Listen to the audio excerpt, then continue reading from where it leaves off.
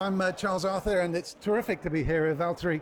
I've always heard that Formula One drivers, you might as well interview the car, and someone who's Finnish, well, you might as well interview anyone else on Earth. But actually, you're a very talkative person. For a Formula One driver, you're very interesting. So tell us what it is that attracted you to Abloy. Why did you feel that these were the people to be with? We've been actually together with Abloy since quite early this season. And obviously very proud team member. For me personally, you know, when I do partnerships with different companies and so on, it's very important to have similar values. And exactly the security trust is one of the key things that I want to represent. And also my roots from Finland, they've been always really important. And but yeah, it's been first year with Abloy, and it started off really well in terms of how we've been able to work together, and also from my driving side, I feel it's been so far my strongest season in Formula One, and it's only the beginning of the year, so I really look forward to the future.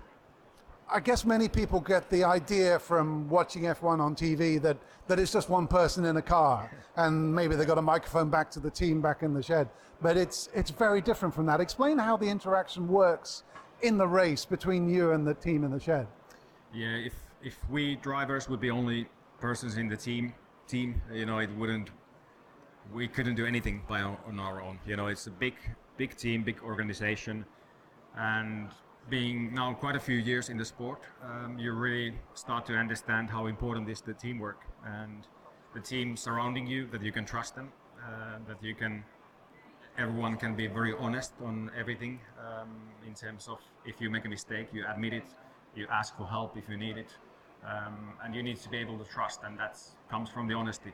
And you talked about how that in that first race, when you had that crowd, you know, when you were a kid, your parents said, "Oh no, you shouldn't do this."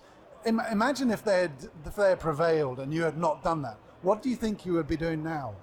Well, I would have found a way to get back in the car somehow. So I loved it so much. And for me, it was first time I jumped in the car. I knew this is what I want to do, and there was no way to stop me.